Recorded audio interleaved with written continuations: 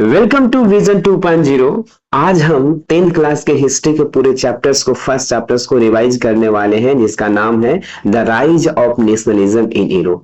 The rise of nationalism in Europe से मतलब है कि जो यूरोप कॉन्टिनेंट है ना, वहां पर नेशनलिज्म जो आइडियोलॉजी है, नेशनलिज्म का मतलब क्या है?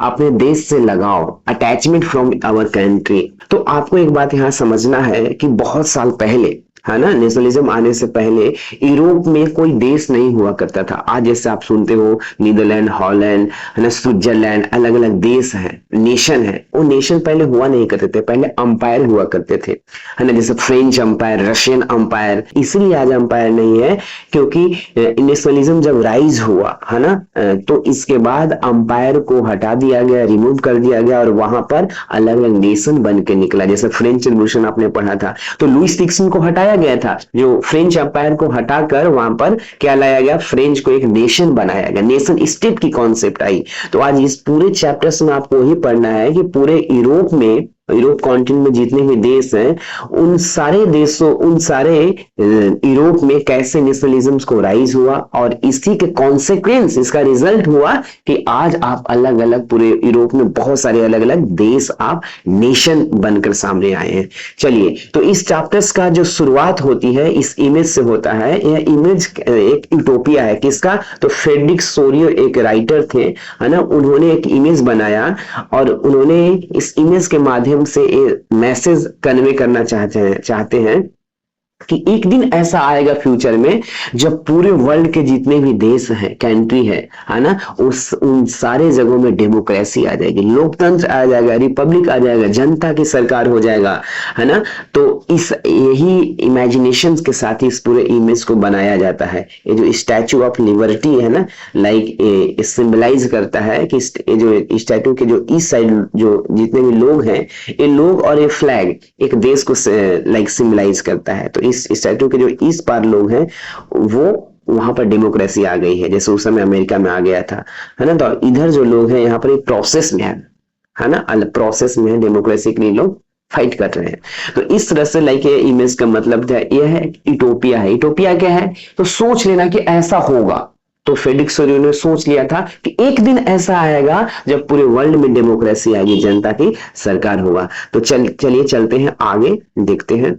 अब यहां पर एक है कि नेशन क्या है ना, नेशन स्टेट की कॉन्सेप्ट आती है। तो नेशन जिसका अपनी खुद का हिस्ट्री हो, अपना कल्चर हो। अब यहां पर आपको पढ़ना है the French revolutions and the idea of the nation. Idea of the nation, जैसे जो आइडिया ऑफ द नेशन है ना, ये कैसे आया? तो पूरे यूरोप में सबसे पहले जो शुरुआत होती है, जो लाइक नेशनलिज्म को, जो आइडिया ऑफ द नेशन जो है, कि नेशन बनना चाहिए, पूरे यूरोप में जो अंपायर है उसको हटा देना चाहिए, नेशन बनना चाहिए। इस कॉन्सेप्ट की शुरुआत पहले कहां होता है? तो इस कॉन्सेप्ट की शुरुआत पहले नंबर आपको फ्रेंच रेवोल्यूशन से देखा जाता है। तो लाइक फ्रेंच में आपने फ्रेंच रेवोल्यूशन पढ़ा था, तो पहली बार फ्रेंच रेवोल्यूशन के माध्यम से, जो कि 1789 में होता है ना, इस रेवोल्यूशन के माध्यम से ही लोग जानते हैं नेशन स्टेट की जो कॉन्सेप्ट है, जो आइडिया है, वो एक्सपेड होता है। तो आप कुल मिला के कह सकते हैं कि नेशन का जो कॉन्सेप्ट है, धारणा है, वो कहां से शुरुआत होती है? तो फ्रेंच रेवोल्यूशन से शुरुआत होती है। जैसा कि आपने देखा था कि फ्रेंच रेवोल्यूशन होती है 1789 में, इसके बाद वहां लुईस 16 को गद्दी से, सत्ता से हटाया तो नहीं जाता है, लेकिन उसकी पावर को लाइक लिमिट कर दिया जाता है ना। कॉन्स्टिट्यूशनल मोनार्की, संवैधानिक राजशाही आ जाता है वहां पे। कहां पे? फ्रांस में। तो इसके बाद आप पूरे फ्रांस जब आजाद हो जाता है, वहां पर जनता की सरकार आती है। तो क्योंकि आपको यहाँ पर पढ़ना है कि फ्रेंच अलग अलग पार्ट्स में डिवाइड था, उन सारे पार्ट्स को, और फ्रेंच के जितने भी पार्ट्स के जितने भी लोग हैं, उन सबको एक करने के लिए फ्रांस में क्या किया गया, फ्रांस के लीडर्स ने क्या किया, उसको यहाँ पर देखना है कि फ्रांस के लीडर्स ने लाइक अपने जनता को बताया कि हम सब अलग अलग, वो अलग बात है कि फ्रांस कई हिस्सों में थी, है ना, बाकी नदर्न फ्रेंच के लोग हो, सदर्न फ्रेंच के लोग हो, ईस्टर्न फ्रेंच के लोग हो, वेस्टर्न फ्रेंच के लोग, सब एक हैं, हम फ्रेंच पीपल्स हैं, है ना। इस तरह से नेशन की कॉन्सेप्ट दिया गया। हमारा हिस्ट्री एक है, हमारा कल्चर एक है, फिर फ्रांस को कई हिस्सों में क्यों बांटना, है ना। फ्रांस एक रहेगा, इसीलिए वहां पर नेशन ऑफ द फादर का कॉन्सेप्ट दिया गया, है ना। नेशन ऑफ द फादर्स का जैसे हमारे इंडिया में चलता है ना कि भारत माता है और भारत में जितने भी लोग हैं वो सारे उनके संतान हैं, तो फिर आपस में क्यों लड़ना, एक ही माँ के संतान है। उसी तरह इंडिया के जैसा ही फ्रेंच में भी कॉन्सेप्ट दिया गया फादर नेशन, जो लाइक फ्रांस है फादर, है ना, फादर है, तो यहाँ जितने भी लोग हैं वो एक ही फादर के संतान है। तो फादर ऑफ द नेशन की कॉन्सेप्ट के साथ ही लाइक ला पैट्रिया, है ना, इस तरह से चीजें दी गई और यहाँ पर पूरे जनता को एक किया गया ताकि एक यूनिटी लाई गई और साथ ही साथ एक फ्लैग बनाया गया, है ना। पूरी चीजों को सेंट्रलाइज किया गया, है ना। सारे लोगों को एक सूत्रधार में जोड़ा गया और इस तरह से पूरे फ्रेंच को एक कर दिया गया और फ्रांस इस तरह से लाइक एक नेशन कॉन्सेप्ट के रूप में निकलकर सामने आया। अब यहाँ पर एक समझना है कि कोई भी देश को आजाद कर देने से वो नेशन नहीं बन जाता है या वहां पर डेमोक्रेसी नहीं आ जाती है। जैसे फ्रेंच को ही देख लीजिए, वहां पर लुई 16 को हटा दिया गया, है ना, पावर को लिमिट कर दिया गया और कॉन्स्टिट्यूशनल मोनार्की लाया गया, संवैधानिक राजशाही लाई गई। तो अब संवैधानिक राजशाही लाने से नहीं हो जाएगा, नेशन थोड़ी बन जाएगा। नेशन जब पूरे जनता ये फील करेगा कि हाँ हम फ्रांस के ही नागरिक हैं, है ना, इसके बाद वो नेशन कहलाएगा। तो इसीलिए यहाँ पर लाइक ऐसी धारणा लाया गया। अब यहाँ पर एक बात आपको समझना है कि यहाँ पर पूरे यूरोप में जो हमें पढ़ना है कि पूरे यूरोप में नेशनलिज्म को राइज कैसे हुआ, उसकी शुरुआत कहां से हो रहा है, तो फ्रेंच रेवोल्यूशन से हो रहा है, अर्थात फ्रांस से इसकी शुरुआत होती है। आगे देखते हैं। आगे जैसे यहाँ पर आप देख लो, इस इमेज में आपको दिख रहा होगा, है ना। ये सारे पहले जो देश दिखते हैं पहले क्या थे, अंपायर थे। जैसे ऑटोमन अंपायर हो गया, ऑस्ट्रियन अंपायर हो गया, फ्रेंच अंपायर हो गया, सब अलग अलग पहले के जमाने में पूरे यूरोप में अलग अलग अंपायर हुआ करते थे। बाद में उसे तोड़कर वहां पर देश या कंट्री का निर्माण किया गया, है ना। अब देखते हैं आगे और चलते हैं। हाँ, इसके बाद लाइक फ्रांस में आपने देखा कि जब वहां पर नेपोलियन आया तो नेपोलियन ने ही पूरे फ्रांस को लाइक और भी ज्यादा यूनिफाई किया, अलग अलग पुराने सिस्टम को हटाकर नए सिस्टम लाया। ट्रेड, व्यापार, वाणिज्य में बहुत ज्यादा क्या हुआ, यहाँ पर डेवलपमेंट हुआ। तो इस तरह से फ्रांस को लाइक और भी डेवलप्ड बनाया जाता है ना, और लाइक फ्रांस डेवलप्ड की ओर बढ़ता है। आगे चलते हैं। अब यहाँ पर है the making of the nationalism in the Europe. अब यहाँ से हम पढ़ेंगे कि लाइक नेशनलिज्म्स को बनता कैसे है पूरे यूरोप में। अभी आपने देखा कि फ्रांस में कैसे नेशनलिज्म की जो नेशन के कॉन्सेप्ट है उसकी शुरुआत हो रही है, अब पूरे यूरोप में वो कैसे फैलता है उसकी एक झलक यहाँ पर आप देखने वाले हैं। तो जैसे हमने आपको बताया था कि पूरे यूरोप क्या है, लाइक अंपायर में क्या था, पहले अंपायर थी, जैसे हब्सबर्ग अंपायर हो गया, ऑस्ट्रिया एंड हंगरी अंपायर हो गया, रशियन अंपायर हो गया, वो भी बता रहा है। और एक अंपायर में कई कल्चर होते थे, कई सबका अपना अपना कई प्रकार के लोग होते थे, इसीलिए लाइक अपने कल्चर के बेस पे, अपनी लैंग्वेज के बेस पे अलग अलग क्या बनाया गया, उस अंपायर को तोड़कर देश बना दिया गया, है ना, इस तरह से। अब लाइक नेक्स्ट जो पैराग्राफ है, the aristocracy and the new middle land. Aristocracy का मतलब होता है वैसे लोग जो अमीर हो, अमीर ग्रुप वाले जो लोग हैं उसे अरिस्टोक्रेसी कहते हैं।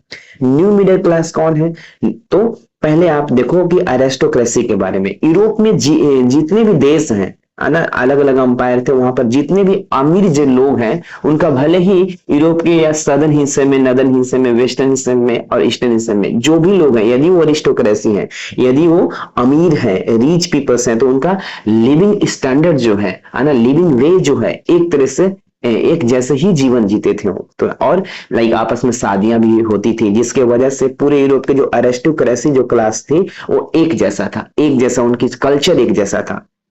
अब न्यू मिडिल क्लास क्या है, न्यू मिडिल क्लास जिस तरह से धीरे धीरे वाणिज्य ट्रेड की डेवलपमेंट हुआ, नए नए शहर बनना शुरू हो गए, तो वैसे लोग जो वाणिज्य से रिलेटेड थे, जो व्यापार से रिलेटेड थे, जो बिजनेसमैन थे, है ना, तो वैसे लोगों मिलकर एक नए ग्रुप को फाउंड करते हैं जिसका नाम है न्यू मिडिल क्लास। यही आगे चलकर फ्रेंच रेवोल्यूशन को नेतृत्व करता है और पूरे यूरोप में नेशनलिज्म को बढ़ाने में और नेशन कॉन्सेप्ट या नेशन को बनाने में इस ग्रुप का अहम भूमिका होता है, मेन भूमिका होता है ना। आगे चलते हैं।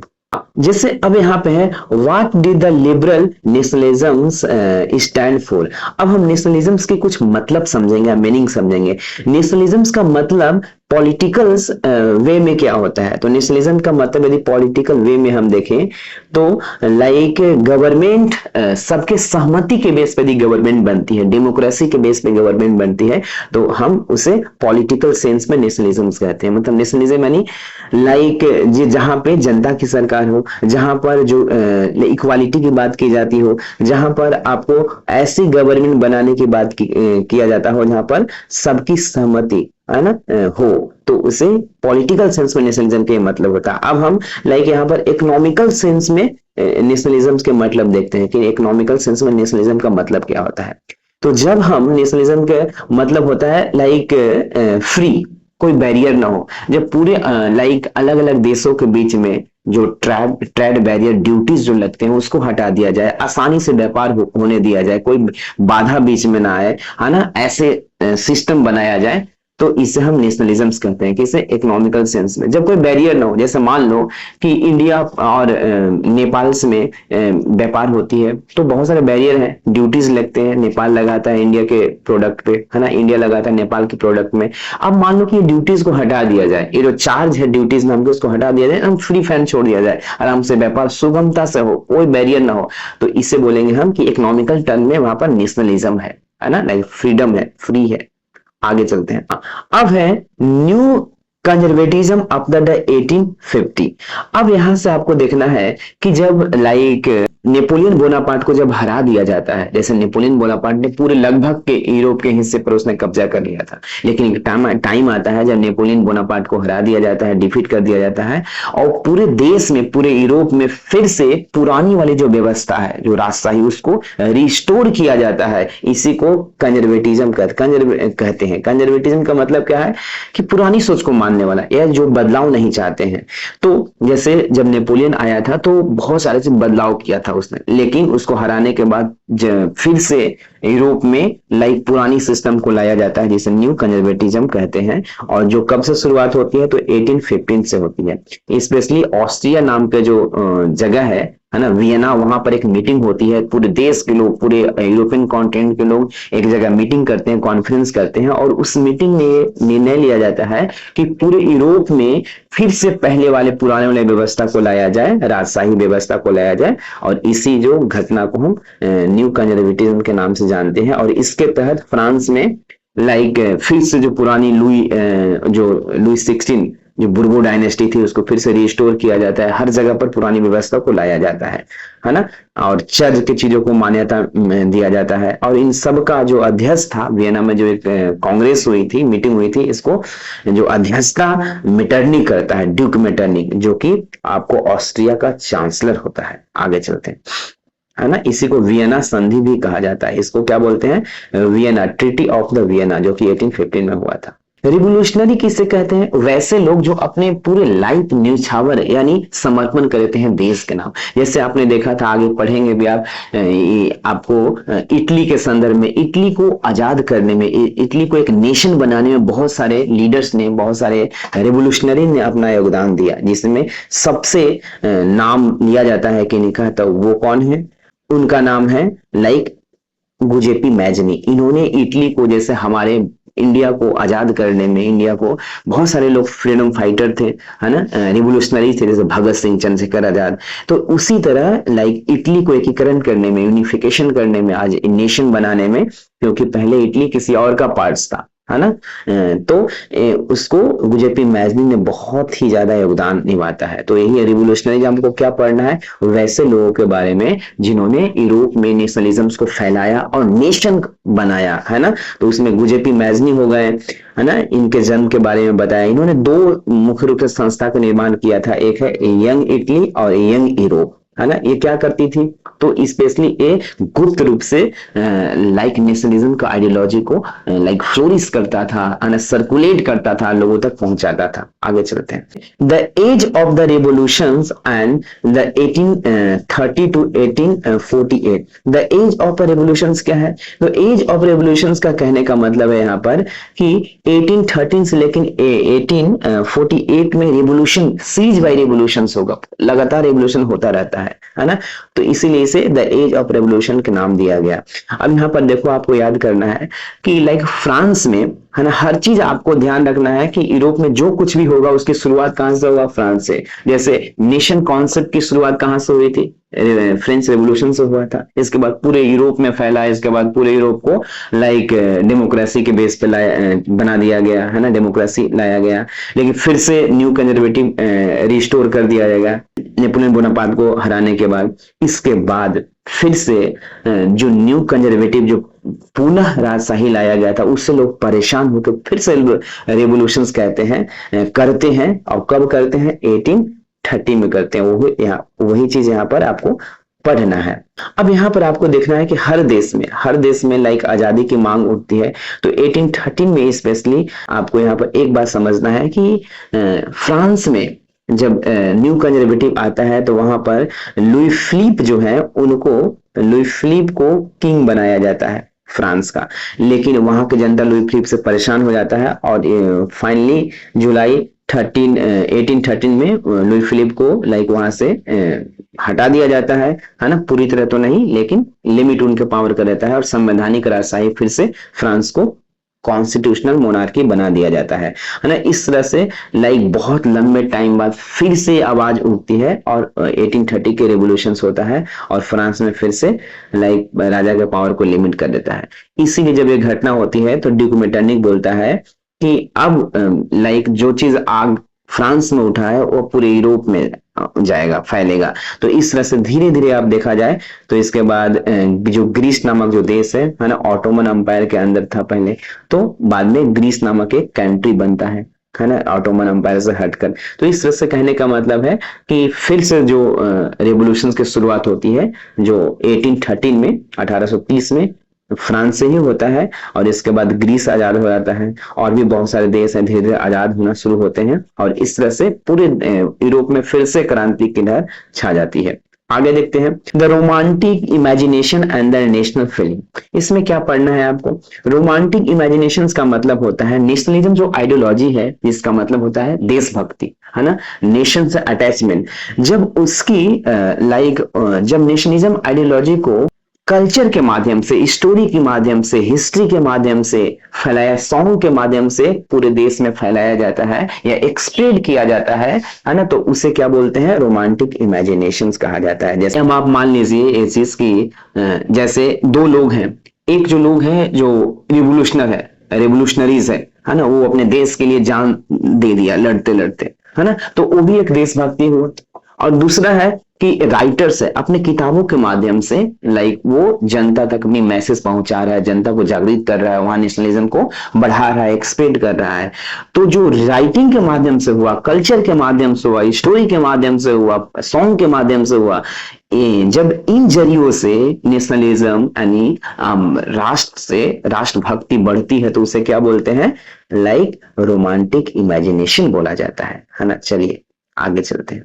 तो रोमांटिक इमेजिनेशंस की जब यदि हम बात करें तो रोमांटिक इमेजिनेशंस की सबसे अच्छा उदाहरण पोलैंड में देखा जाता है। जब पोलैंड रशिया का पार्ट था, रशियन अंपायर का पार्ट था, लेकिन पोलैंड के जो लोग हैं वो लाइक अपने कल्चर, उनका कल्चर अपना था पोलैंड, है ना, पॉलिश कल्चर, तो अपने कल्चर के बेस पे, अपनी लैंग्वेज के बेस पे एक अलग देश पोलैंड बनाना चाहते थे, और जिसके लिए वो लाइक रशियन अंपायर के विरुद्ध तो नहीं, अगेंस्ट तो नहीं जा सकते थे क्योंकि बहुत बड़ी अंपायर थी, बहुत पावरफुल अंपायर थी। तो इसीलिए लाइक पोलैंड के जो लोग थे रोमांटिक इमेजिनेशन की सहारा लेते हैं, अपने कल्चर के माध्यम से, अपने डांस के माध्यम से, अपने स्टोरी के माध्यम से, अपने हिस्ट्री के माध्यम से पूरे यूरोप में पॉलिश जो नेशनलिटी है, जो नेशन कॉन्सेप्ट है, उसको फैलाते हैं। और एक टाइम ऐसा आता है कि पूरा देश ही लाइक पोलैंड के लिए मांग करता है और बाद में पोलैंड नामक देश भी बनता है। तो इस तरह से आप लाइक एक तरीका है, एक जरिया है लाइक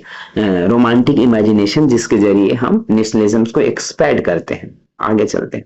आगे है hunger, hardship and popular revolt. अब इसको समझना है। देखो, जो 19th सेंचुरी की बात है वहां पर हंगर का मतलब होता है लाइक भूख, हार्डशिप कठिनाई, पॉपुलर रिवोल्ट यानी पॉपुलर विरोध।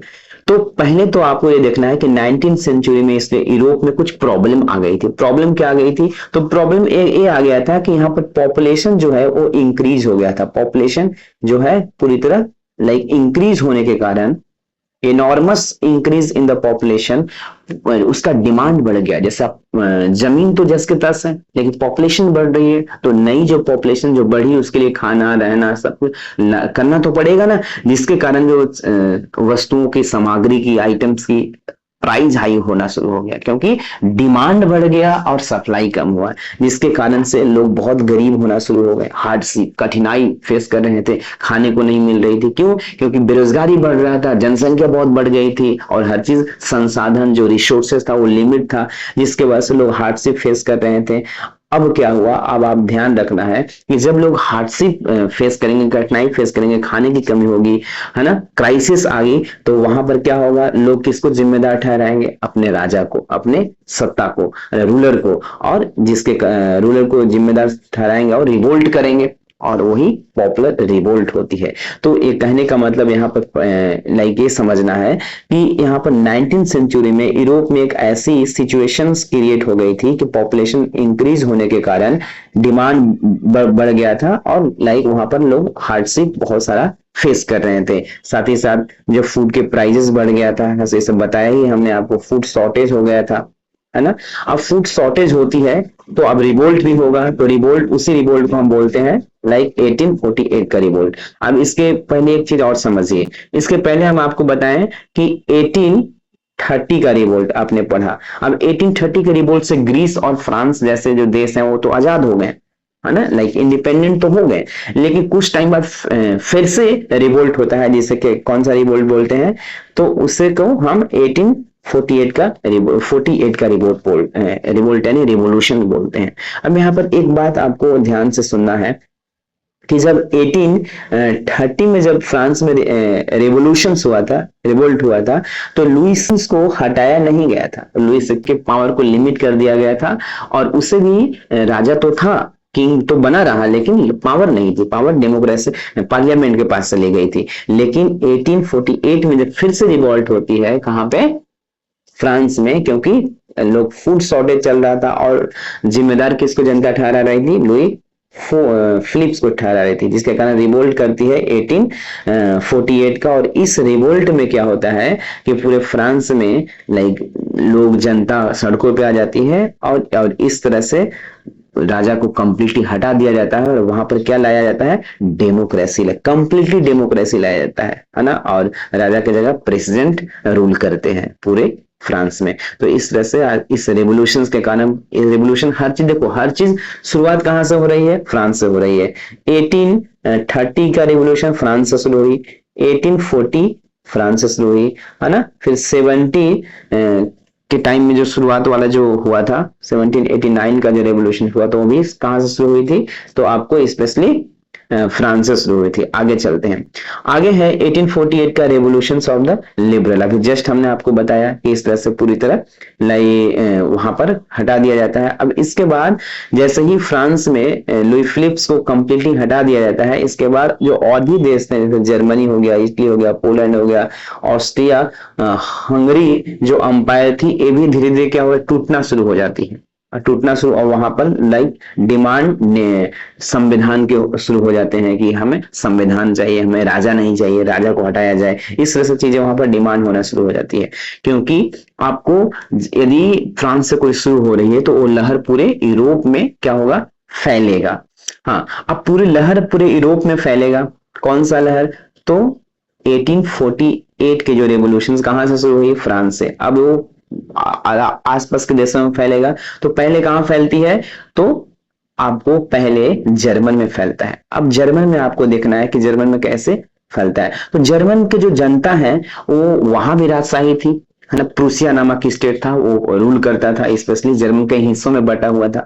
तो वहां भी फैलती है, तो वहां की जनता ने पूरे मिलकर एक नेशनल असेंबली का निर्माण करते हैं और एक ड्राफ्ट तैयार करते हैं और राजा के पास भेजते हैं कि हमें आपको संवैधानिक राजशाही चाहिए, है ना। आपको हटाएंगे नहीं, लेकिन आपका पावर को लिमिट कर देंगे। लेकिन ये जो लाइक ये जो प्रस्ताव है, प्रपोजल है, जब राजा के पास, किंग के पास, जर्मन के किंग के पास भेजा जाता है, तो जर्मन के किंग ने कंप्लीटली इसे क्या कर देता है, खारिज कर देता है, इसे एक्सेप्ट ही नहीं करता है। अब जिसके कारण वहां की जनता बहुत गुस्से में आ जाती है और फाइनली जो किंग के पास पावर था और ये जो रिवोल्ट होता है, लाइक शांतिपूर्वक रिवोल्ट होता है। जैसे यहाँ पर आप पार्लियामेंट के देख लो, नेशनल असेंबली का निर्माण करते हैं, जिसे हम फ्रैंकफर्ट पार्लियामेंट कहते हैं, आगे चल के ही फ्रैंकफर्ट पार्लियामेंट के रूप में जाना जाएगा। तो इस तरह से जर्मन के जो लोग हैं प्रयास करते हैं अपने देश को में संवैधानिक राजशाही लाने के लिए, लेकिन राजा ने उनके रिवोल्ट को क्रश कर देता है और वहां पर उनके प्रयास को खत्म कर दिया जाता है।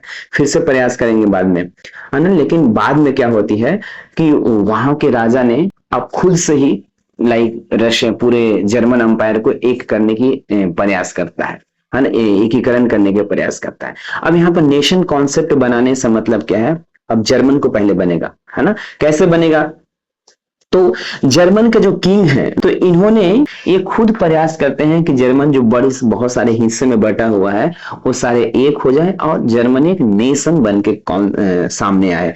तो इसके लिए, है ना, अपने इनके प्रधानमंत्री जो बिस्मार्क थे, ऑटोमन बिस्मार्क, इनके प्रयास से पूरे जर्मन के जितने भी हिस्से थे सबको एक किया जाता है और फिर फाइनली जर्मन एक नेशन बनकर सामने आता है। तो इस तरह से हमने देखा कि जो रेवोल्यूशन लाइक 1848 में जो शुरू हुई थी फ्रांस में, उसकी लहर जर्मन में फैलती है और एक बार पहली बार प्रयास किया जाता है तो जर्मन के किंग ने उसको खारिज कर देता है। लेकिन दूसरी बार जब प्रयास किया जाता है तो वहां के राजा खुद इसमें सहयोग करते हैं, विलियम फर्स्ट और ऑटोमन बिस्मार्क और विलियम फर्स्ट के जरिए पूरे जर्मन के जो चीजें हैं उसको एक कर दिया जाता है और इस तरह से जर्मन एक नेशंस के रूप में निकलकर सामने आता है ना। तो इसे बोलते हैं इंटीग्रेशन ऑफ द जर्मनी।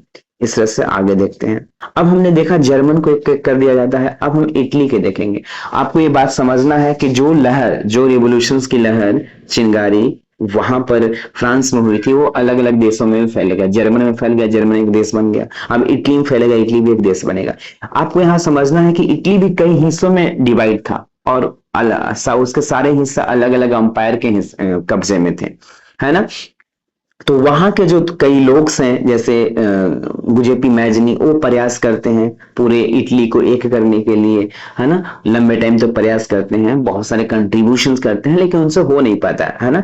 लेकिन बाद में और भी जो लोग हैं, जो गुजेपी मैजनी के अलावा गैरीबाल्डी हो गए, है ना, इसके अलावा और भी कैवूर हो गए, ये सारे जो वहां के जो किंग है सार्डिनिया पिडमोंट, है ना, कि जो वहां के किंग हैं, वो सारे मिलकर पूरे इटली को भी एक करने के प्रयास करते हैं और लास्ट में कर भी देते हैं। जैसे आप देख लो यहाँ पर इटली एक क्या है, देश है, आज ऐसे था, लेकिन पहले के जमाने में ऐसे था, अलग अलग पार्ट्स में डिवाइड था, है ना। तो इस तरह से यहाँ पर कोई और शासन कर रहा है, यहाँ पर कोई और शासन कर रहा है। तो हम नेशन कैसे बनाएंगे, सबको एक करेंगे तब तो बनाएंगे ना।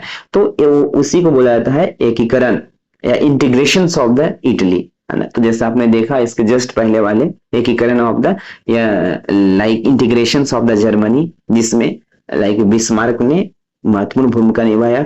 तो उसी तरह जर्मन के एकीकरण में गैरीबाल्डी हो गए, कैबूर हो गए, है ना, ये सारे जितने भी लोग हैं वो आपको इंपॉर्टेंस या बहुत अच्छे कंट्रीब्यूट करते हैं और इस तरह से पूरी तरह आपको इटली भी क्या होता है, आगे चलकर पूरी तरह एक देश फॉर्म करता है ना। यहाँ के जो किंग थे विक्टर इमैनुअल सेकेंड, ये भी बहुत ही योगदान देते हैं। तो आप ध्यान रखना कि कैबूल, विक्टर इमैनुअल और गैरीबाल्डी और गुजेपी मैजनी, ये 2-3 जो लोग हैं, इन्होंने मिलकर पूरे जो इटली को इंटीग्रेशन करते हैं, पूरे इटली को एक करते हैं और इटली को एक नेशन बनाते हैं।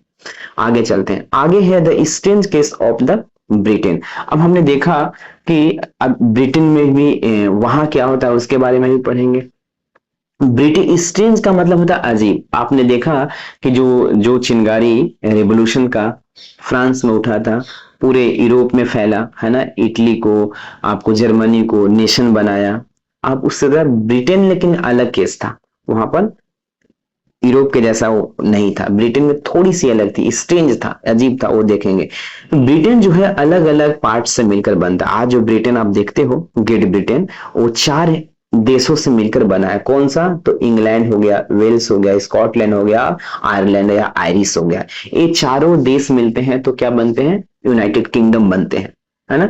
तो ये चारों मिलकर हैं, बनाते हैं आपस में। चारों पहले अलग अलग थे, तो इन सबको मिलाया गया। सबके जो फ्लैग हैं, सबके अलग अलग फ्लैग थे, तो चारों के फ्लैग को मर्ज करके एक नया फ्लैग बनाया गया, और इस तरह से लाइक यूनाइटेड किंगडम बनकर सामने आया। तो आज आप जो यूनाइटेड किंगडम के नाम सुनते हो, वो 4 देशों से मिलकर बना है। 4 देशों का इंटीग्रेशन होता है, एकीकरण होता है ना। और लाइक सामने एक देश बन के निकलता है, अलग अलग फिर लाइक बनाया गया, रूल्स एंड रेगुलेशन बनाया गया, जिसके तहत लाइक ये जो इंटीग्रेशन है उसको स्ट्रॉन्ग बनाया गया। तो इस तरह से हमने देखा कि यूनाइटेड किंगडम वहां भी कैसे लाइक उसका एकीकरण होता है, इंटीग्रेशन होता है। तो अब हमने कितने देशों का देख लिया?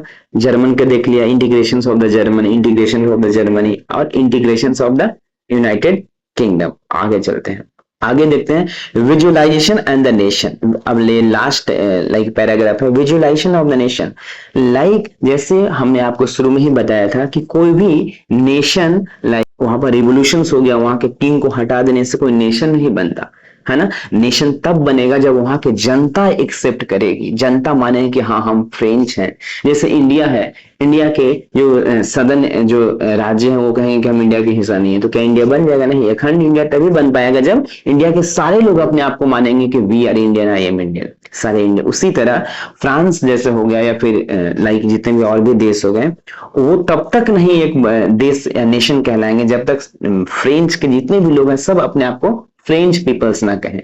तो उसके लिए वहां के लोगों ने विजुलाइज क्या किया? जैसे हम कहते हैं इंडिया को जब भी हम याद करते हैं तो एक भारत माता चित्र सामने आता है ना। मतलब हम कनेक्ट होते हैं उस चित्र से।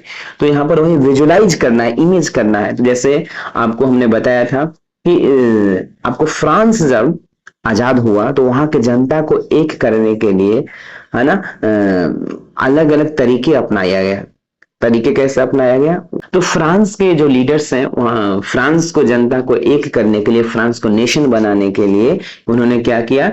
तो मैरियम, उन्होंने मैरियम, एक जो वुमेन्स हैं, देवी हैं, उनको फ्रांस से लाइक सिंबलाइज कर दिया गया, कनेक्ट कर दिया। जैसे इंडिया जब भी हम याद करते हैं तो मतलब उसका होता है भारत माता, मतलब हम भारत माता के संतान हैं।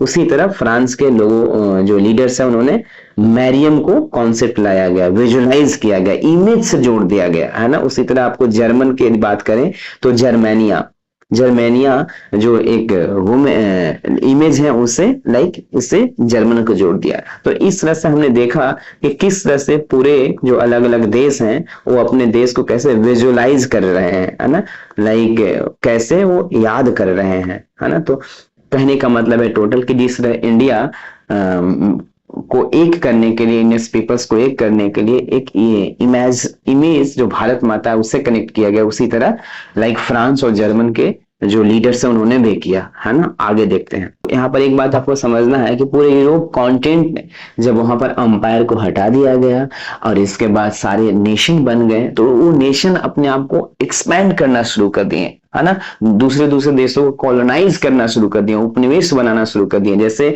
जब यूनाइटेड किंगडम बन गया तो अफ्रीका हो गया, इंडिया हो गया, चाइना हो गया, सब पर कॉलोनाइज कर रहा था, गुलाम बना रहा था यहाँ के लोगों को, यहाँ के लोगों पर कब्जा करना शुरू कर दिए, मतलब अपनी बाउंड्री को एक्सपैंड करना शुरू कर दिया। जैसे फ्रेंच का भी बहुत सारी कॉलोनी बनाना शुरू कर दिया, है ना, ओवरसी कॉलोनी जर्मनी में बनाना शुरू कर दिया। तो वही बोलता है यहाँ पर कि नेशनलिज्म एंड इंपीरियलिज्म यानी विस्तारवाद। इंपेरियलिज्म का मतलब होता है विस्तारवाद। यूरोप में जितने भी अंपायर हैं वो नेशन बनने के बाद उन्होंने अपने एरिया को एक्सपैंड किया, विस्तार किया, है ना। इसी को इंपेरियलिज्म्स कहते हैं। जो आगे चल के आप देखते हो यूनाइटेड किंगडम ने पूरे इंडिया को कब्जा कर लेता है, तो ये क्या है? इंपेरियलिज्म के ही एक पार्ट्स है। विस्तारवादी का ही एक पार्ट है ना। तो इस तरह से इस पूरे चैप्टर्स का रिविजन हो गया। आज के लिए इतना ही, मिलते हैं अगले वीडियो में अगले चैप्टर लेके। थैंक यू सो मच, धन्यवाद।